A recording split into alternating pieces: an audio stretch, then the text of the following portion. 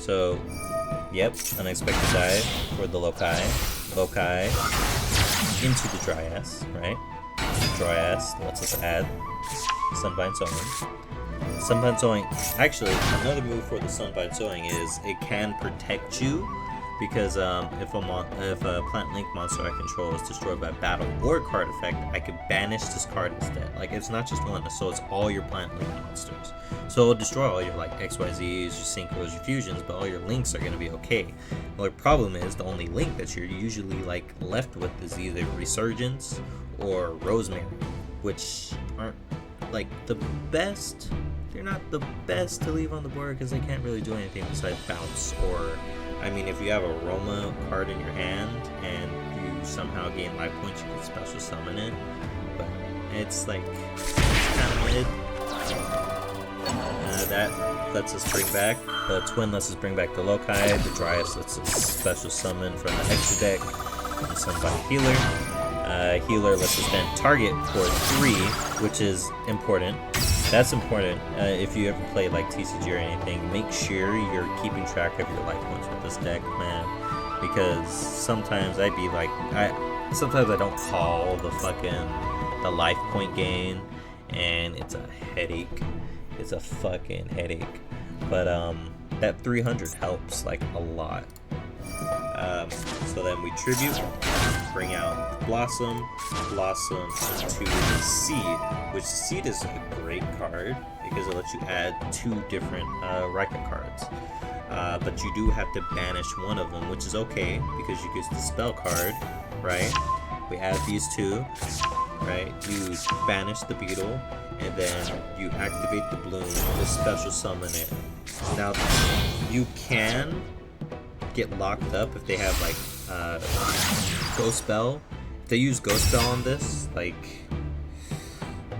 you're not like super screwed, but you would have to compensate somewhere because then you can't get out the Lone Fire to bring back out to gain life points. So sometimes like use your best judgment really, because this like there's so many fucking plays that you can make with this deck that it's actually like fucking repulsive. That's why like people hate plant players, because first of all our combos take half the match. Then like as a plant player, playing plants is the most like comprehensive fucking brain challenge activity that you can do, because there's so many different combo lines you could go through. Too many combo lines that you'll probably run out of time if you don't really know what you're doing. Especially now that there's all these other cards. Like, combo lines were complex before, and now it's even more complex because there's a thing about being too consistent. If you have so many starters in your hand, and like sometimes it's good to have a lot of starters in your hand, but then you don't have any like responses either. So you could play through like fucking 5 negates. I went to Comic-Con and I was playing through 5 negates, and I still couldn't do anything because like the board that I built wasn't as good as if I didn't get negated at all. What happened right there is because we linked someone with Loral. Loral gains, lets us gain 500 life points, and then these are not once per turn. I just want to let you know, like they're a soft once per turn. Meaning, if these leave the field, right? If these guys leave the field and then come back, you're able to use the ability again. Pretty nice. Now, the reason I chose, I just like to call her Majama. Majama or Morjam, whoever the fucking the lady in black, right? Aroma in black, and the Mudan is because she's a level 5, and then we have that level 1 tuner for future play. And then this one is to bring. So the best card to dish in this situation. Oh, you know what we didn't add? Spore. If we added Spore and we started with Spore, we have another tuner to go into like the circular, or if we want to do that play, because we do have to discard to activate this card to place, which I mean it's not a bad drawback, but sometimes like you have to get rid of one of your good cards. Like in our previous match, we had to get rid of Dark Ruler no more. This one I added this just because that was kind of like a misplay, but not the biggest misplay in the fucking world, only because I was concerned about losing life points. I had to gain another 500, but since we were at 8,000, losing 1,000 took us down to 780, and then gaining 500 bring us back up to 8,000.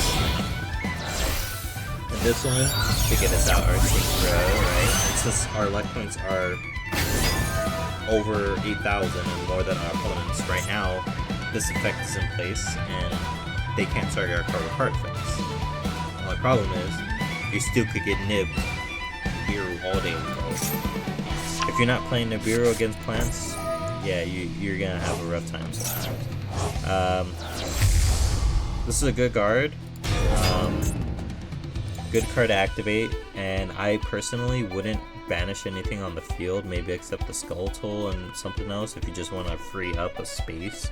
But I usually try not to banish this guy only because I need more material. You can never have too much material. Let me rephrase. You could always have too much material because we only have 5 spots on the board. We could literally be plants. We could have like 15 spots on the board. The only reason I summoned this one is just so I could clear the field a little bit more, so I could start doing Rikka plays. Because Rikka plays, at least like the good one, you would need at least 3 spots, because you want to add the Konkon. From Konkon, you want to set the spell, and then add the set the princess.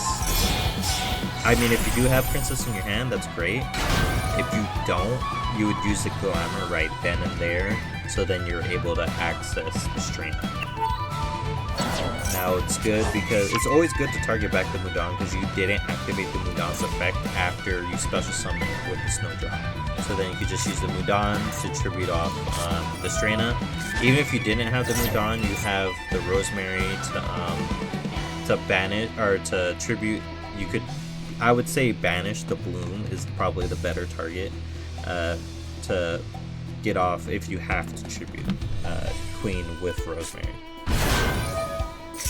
Then that effect will bring out the Hyper. Now the reason why you don't want to use this too early is so Hyper Beast could have a spell negate, just in case. Now it's any spell, it doesn't matter what spell it is, any monster, it's just the type card, it's able to negate any of the card types once per turn, if it has that card. Now the reason why I like adding this one, it is kind of bricky sometimes if you don't get a tribute off, because you don't want to normal summon this at all or special summon it from the hand really. But it's very good as a level manipulator because you could go up by 2, so if you have Lone Fire Blossom on the field, you could make it from a 3 to a 5, and then if you do already have the other Aroma tuner, you're able to just boom 6, bring out this guy. But I mean, that's one of the fucking plays that you can do. But I really like bringing out this bad girl right here. The reason I like bringing her out is because if a monster is tributed, you could detach 1 card from this card, then target 1 monster from either graveyard and special summon it. So if they send something to the graveyard that they really want, and then it was a tribute, or you tributed one of 2 of their monsters, you're able to just bring that to your side if they need that in the graveyard. And also it has like another effect where if a card is banished, or one of your plant's monsters are destroyed, you're able to just tribute one of your plant monsters instead. So if you tribute it itself, you're able to actually wait. No, actually, I don't think that works because you have to tribute. Well, if you have the Rikka Flurries, you're able to tribute. But if you do have another Rikka monster, maybe you're able to tribute to get off the Konkon. I believe that's incorrect. I believe if that happens, I don't believe you can tribute one of other monsters to activate this effect. I'm not 100%. And then finish it off with Cactus Bouncer. This deck is win more.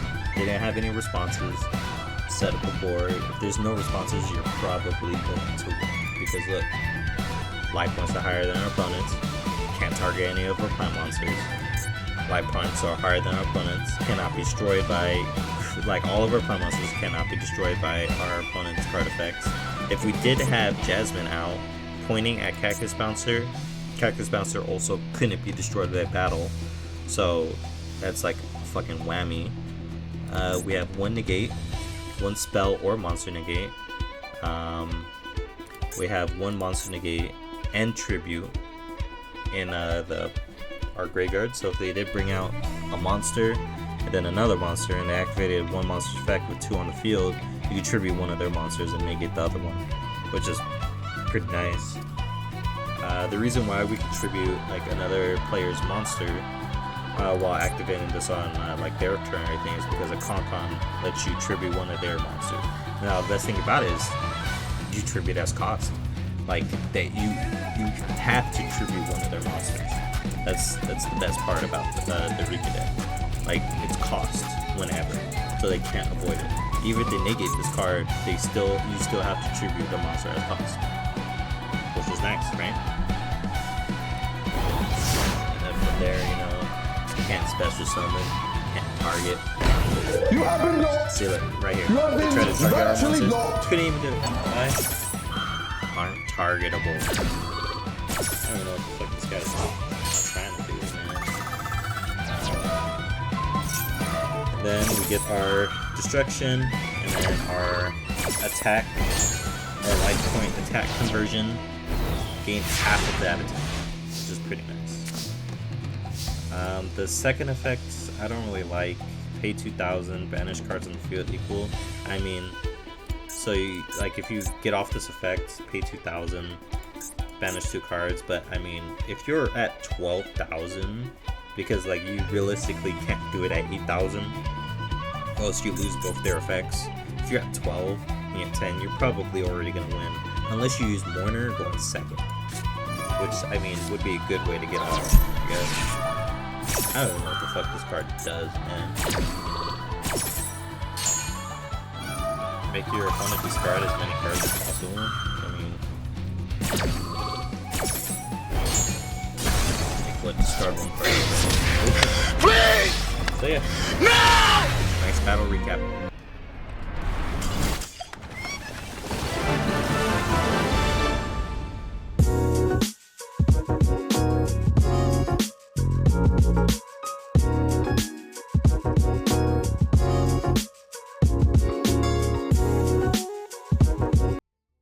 I summon Pot of Greed to draw 3 additional cards from my deck! That's not what it does. Roll my dice! That is what it does. Pot of Greed! Draw 3. I summon Pot of Greed to draw 3 additional cards from my deck! And I summon Pot of Greed to draw 3 additional cards from my deck. Then I play Magic Force, which allows me to play Pot of Greed once again to draw 3 additional cards from my deck! You know, he's right. And I attack and I win, right? No! You don't have any. Well, you don't have any monsters, and Oh, he's supposed to be here! What? Oh, you got the Celtic Guardian. My turn! I summon Dark Magician! I also summon Jack's Knight! What? How? You can't What are you summon a bunch doing? of cards on one turn. It's against the rules. You never saw this coming! I summon Pot of Greed to draw 3 additional cards from my deck! That's not what it does. It doesn't That do is that. what it does. It doesn't. That's That's what it do, Yugi! That does what it do.